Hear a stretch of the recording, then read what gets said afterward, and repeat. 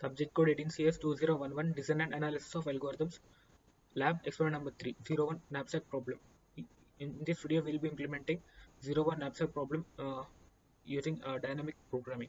So, in our first experiment, we have already seen what is fractional knapsack problem and how and what are all the items to be included in the knapsack to maximize the overall profit. So the main difference between the fractional knapsack problem and this 01 knapsack problem is in fractional knapsack problem we will be taking a fraction of will be if the bag is uh, filled and if there is only small space in the bag and the complete item, if the complete item cannot be included in the bag in the knapsack, then what we'll be doing is we'll be taking the fraction of that uh, item and we'll be placing it in the bag. So that's what we'll be doing in fractional knapsack problem, but in 01 knapsack problem we cannot do that. So either we have to pick the item, that means 1, or we have to drop that item there itself, that means 0. So in that way there is a main difference between this fractional knapsack and 01 knapsack problem. So we'll be finding the solution for this. We'll be implementing this dynamic programming solution for this 01 knapsack problem.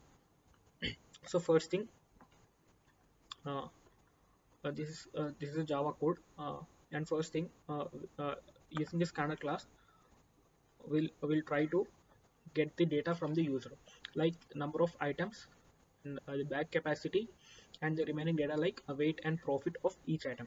So here we can see I have created a two-dimensional array with a number of rows as 2 fixed, that is fixed, and this is number of items that will be varying. So this is fixed because we'll be having only weight and profit for each item, no other attribute, right? So that's what that is 2 always, and number of items. So this array will be having 2 rows and the columns will be number of items. How many items will be there, that many columns will be created at this in this two-dimensional array. So the first row, here we can see, as soon as the user enters data like 5 space 65 like weight and profit, so that one will be splitted, and that one will be converted into integer, and will be storing that first data, that is weight, under the first row. So 0 is the first row, right? So and 1 is the second row. In the first row we'll be storing all the weights, and in the second row we'll be storing all the profits. So that is how our this two-dimensional array is filled. So that is the process of storing the data that has been entered by the user. Okay, now the next, we'll have to sort the same two-dimensional array based on the profit. So in the second row we'll be having profits, right? So based on that profit we have to sort the two-dimensional array in ascending order. So we have used bubble sort sorting algorithm to sort the two-dimensional array. So normally bubble sort we'll be sorting one-dimensional array, right? So in similarly, first we will be swapping. First we'll do swapping in the first row, and same process will be done in the second row. In that way, we'll be sorting the two-dimensional array. That's it. And now we will see table called. This is the table which we'll have to construct first two-dimensional table, and here we can see two-dimensional table. Then the number of rows will be number of items plus 1. Here the number of items is 3, hence we'll be having 4 rows here, and the number of rows will be uh, bag capacity plus 1. Here bag capacity is 12, and we'll be having a maximum of 13 rows here. So that is the size of this two-dimensional matrix. Here we'll have to fill this matrix according to a formula which is used to fill each cell, each entry of this matrix. So we'll discuss that below.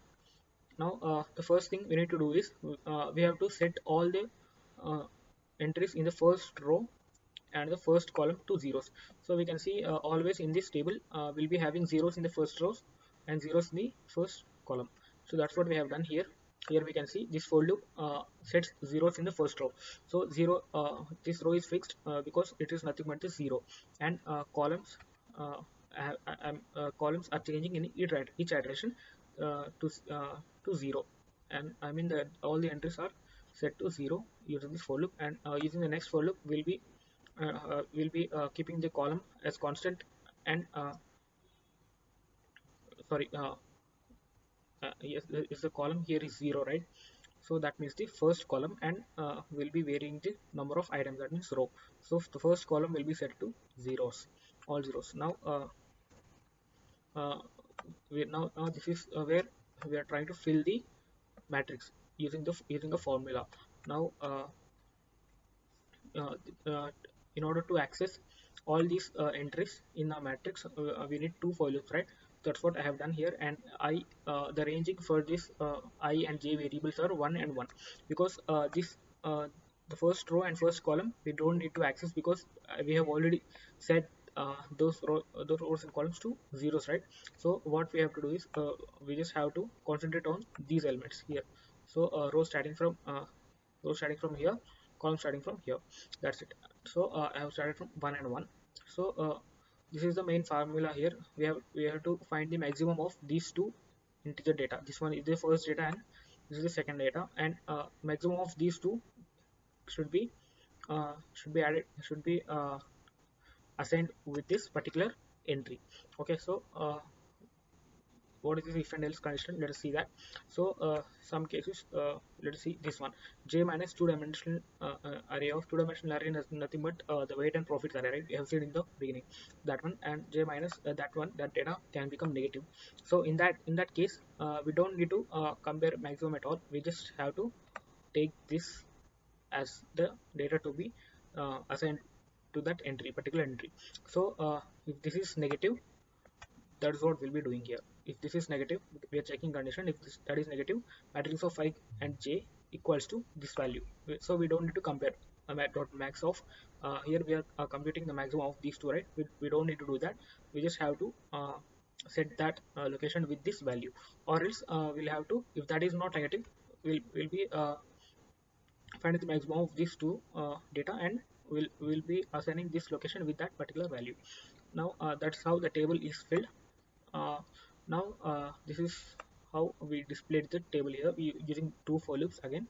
And after that, we're printing total possible profit equals to matrix of number of items and back capacity. This is so always the total profit out of this 01 knapsack is would be stored at the last row and last column. So to access that, we can say matrix of the row is number of items, that is 3, right? So 0 1 2 and 3.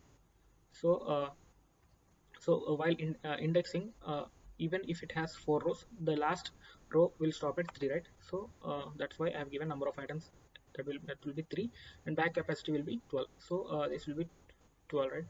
0 starting from 0, it will be 12, and it will be having 117 uh, at the last row and last column. So that will be our total possible profit. Now we'll run this code and check for different outputs. Let us give them 3 items. Back capacity, let it be 15, and weight of the first item, let it be 7, and profit be 20. Weight be 6, profit be 18. Weight be 8, profit be 25. Yes. Now here we can see the total possible profit is 45, which is the data at the last row and last column. So that is how we'll be solving this 01 knapsack problem, and I hope the output here is correct. Thanks for watching.